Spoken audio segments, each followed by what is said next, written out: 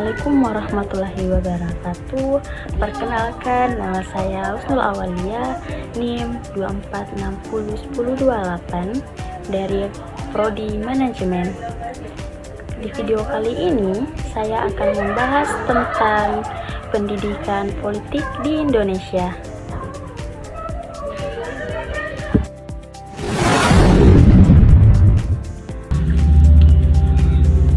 Pengertian politik di Indonesia. Proses pembelajaran untuk membekali warga negara dengan pengetahuan, nilai, dan keterampilan politik. Yang kedua, ada pembentukan sikap kritis dan kesadaran berpolitik agar aktif dan bertanggung jawab dalam demokrasi.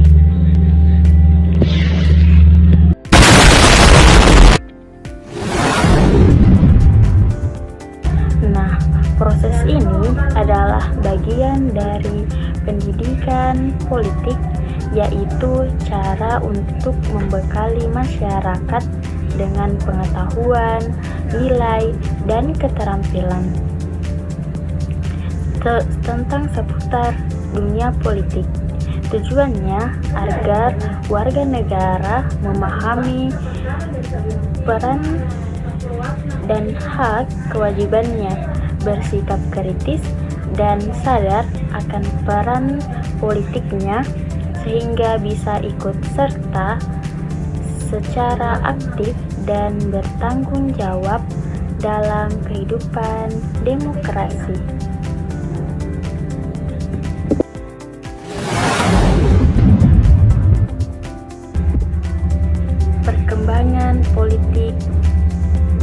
Perkembangan pendidikan politik di Indonesia. Yang pertama, awalnya fokus pada nilai kebangsaan dan nasionalisme di sekolah, yaitu dulu pendidikan politik lebih banyak diberikan lewat pelajaran di sekolah yang menekankan nilai kebangsaan dan nasionalisme. Yang kedua, meluas ke jalur non-formal atau pelatihan, seminar, diskusi, dan juga organisasi. Itu maksudnya adalah lambat laun cara penyampaiannya berkembang melalui jalur non-formal seperti pelatihan, seminar, dan kegiatan organisasi. Dan yang ketiga, era digital. Pendidikan politik berbasis media sosial, webinar, dan diskusi daring, kini di era digital, pendidikan politik juga dilakukan lewat media sosial, webinar, dan diskusi online, sehingga lebih mudah diakses oleh berbagai kalangan, terutama anak muda.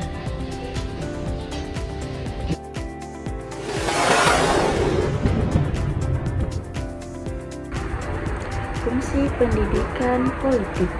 Yang pertama, membentuk tata laku individu agar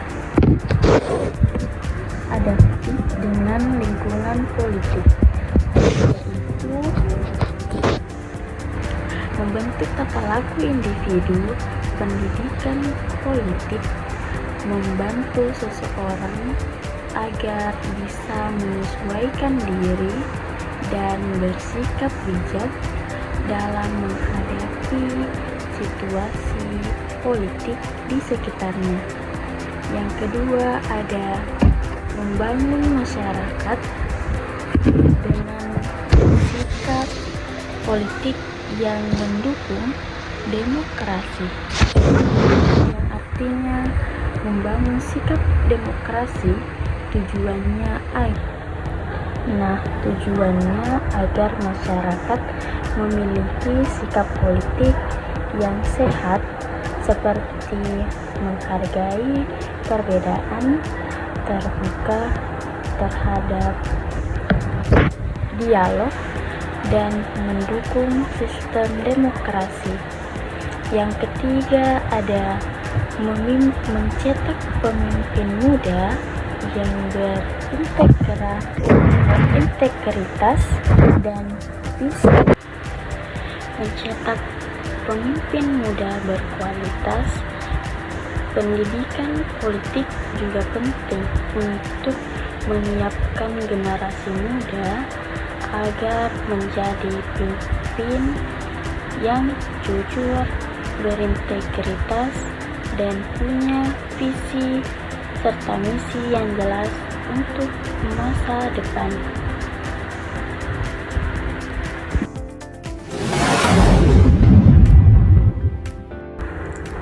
Nah, tujuan pendidikan politik yang pertama meningkatkan kesadaran hak dan kewajiban negara. Ialah meningkatkan kesadaran warga negara. Pendidikan politik membuat warga lebih sadar akan hak-hak, yaitu seperti memilih, dan kewajiban seperti taat hukum sebagai warga negara. Yang kedua ada mendorong partisipasi politik aktif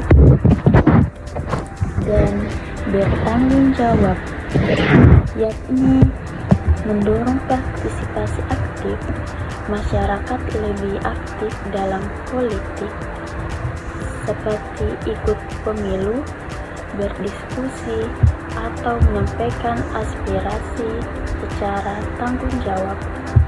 Yang ketiga ada membentuk warga negara yang kooperatif, toleran, dan solider. Maksudnya adalah pembentukan sikap politik. Pendidikan ini membentuk warga yang bisa bekerja sama, toleransi terhadap perbedaan, dan peduli terhadap sesama. Keempat, mengembangkan etika dan tanggung jawab. Mengembangkan etika politik, warga jadi lebih bermoral dan berpolitik, tidak mudah berprovokasi, dan bertindak dengan tanggung jawab demi kebaikan bersama.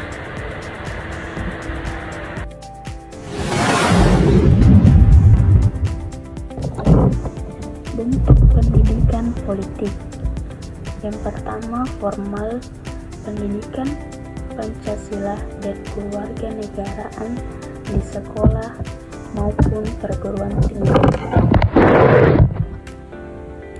Formal yang dimaksud pendidikan politik diberikan lewat pelajaran seperti PPKN di Indonesia, di sekolah dan di kampus untuk membentuk pemahaman dasar tentang negara, hukum, dan demokrasi. Yang kedua ada non-formal,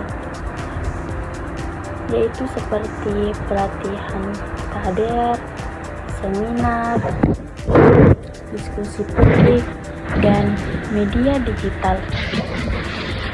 Non-formal ini dilakukan lewat pelatihan, seminar, diskusi, dan digital seperti webinar atau konten edukatif di media sosial agar masyarakat bisa belajar dari luar sekolah. Yang ketiga, keluarga dan masyarakat, yakni peran orang tua dan tokoh masyarakat.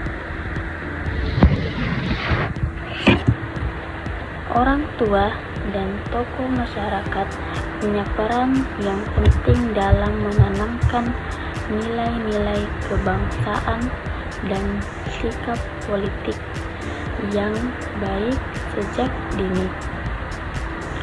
Dan yang terakhir, keempat, media massa, penyebaran informasi politik yang bertanggung jawab.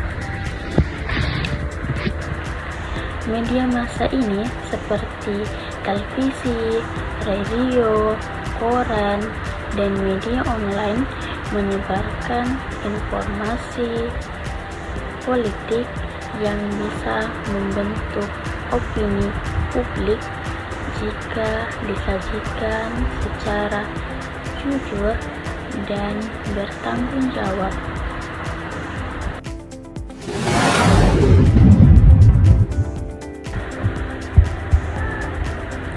Urgensi pendidikan politik. Pertama, menangkal apatisme dan politik praktis yang manipulatif, yaitu menangkal apatisme dan politik manipulatif. Pendidikan politik membantu warga tidak cuek terhadap politik dan tidak mudah terpengaruh oleh politik yang menipu atau menyalahgunakan kekuasaan. Yang kedua, menjaga kelestarian Pancasila dan Undang-Undang 1945. Dengan memahami nilai-nilai dasar negara, masyarakat bisa lebih menghargai dan mempertahankan ideologi serta hukum yang jadi dasar kehidupan berbangsa.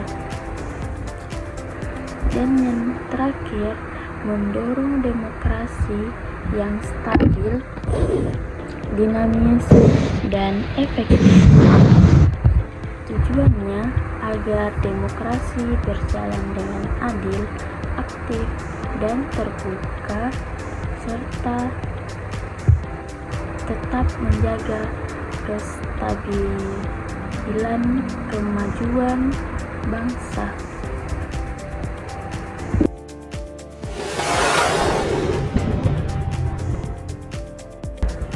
Masalah politik di Indonesia saat ini. Ada banyak masalah politik di Indonesia saat ini. Beberapa yang saya sebutkan, yang pertama, rendahnya partisipasi politik masyarakat, khususnya pemuda. Jadi, kurangnya minat dan partisipasi pemuda dalam politik dapat menyebabkan kurangnya presentasi dan kepentingan mereka dalam proses pengambilan keputusan. Yang kedua, penyebaran hoax dan disinformasi di media sosial. Informasi palsu dapat mempengaruhi opini publik, memecah belah masyarakat, dan merusak proses demokrasi. Yang ketiga, ada politik dinasti dan pragmatisme yang menghambat regenerasi.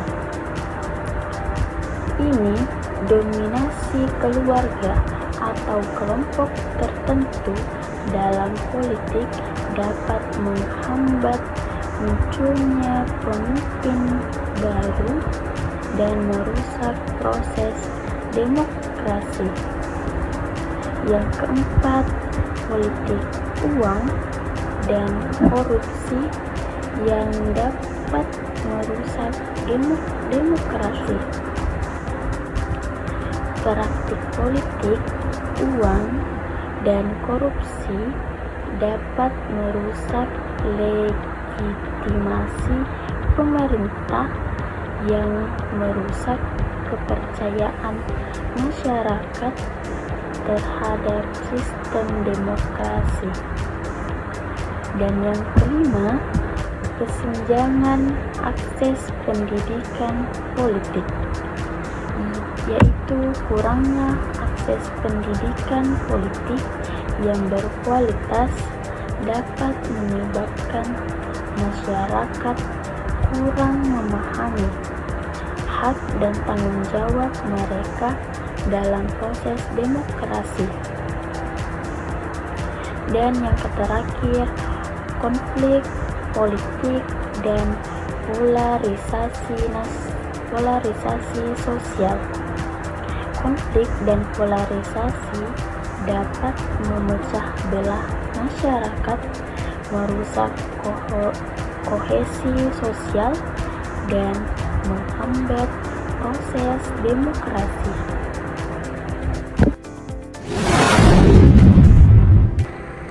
Peran pemuda di dalam dunia politik.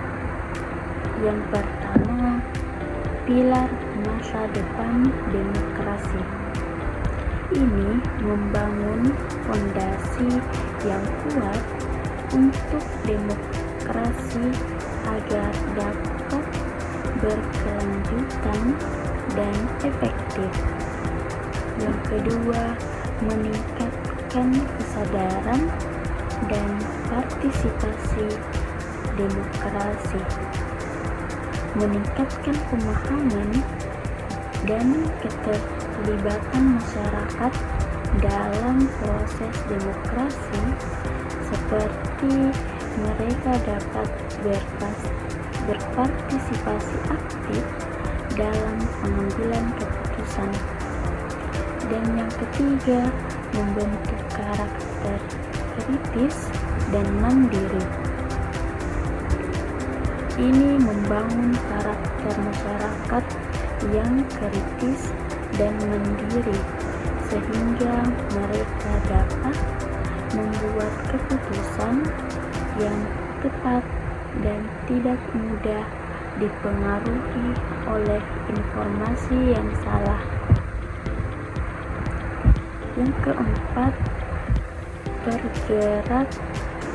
penggerak partisipasi politik dan agen perubahan. Ini mendorong masyarakat untuk berpartisipasi dalam politik dan menjadi agen perubahan yang dapat membawa dampak positif bagi masyarakat dan negara.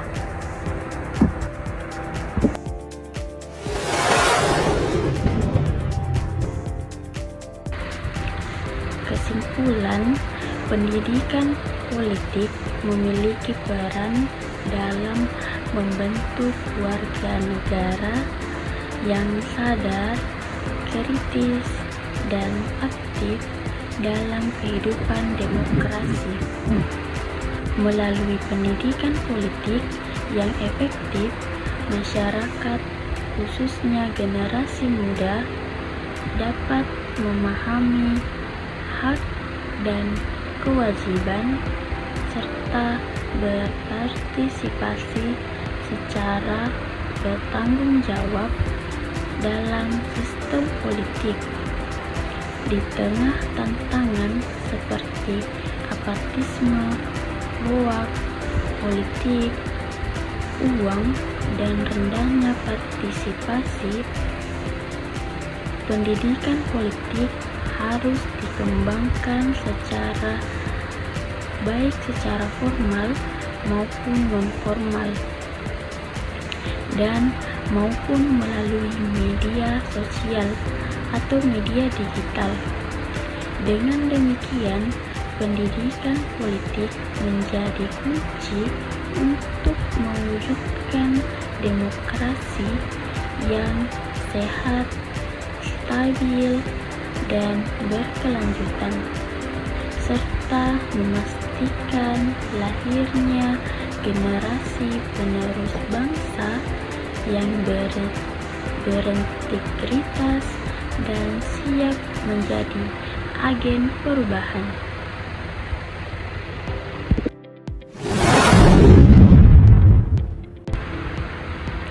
Sekian dari materi yang saya jelaskan. Mohon maaf apabila banyak kesalahan kata. Saya akhiri dengan Assalamualaikum warahmatullahi wabarakatuh.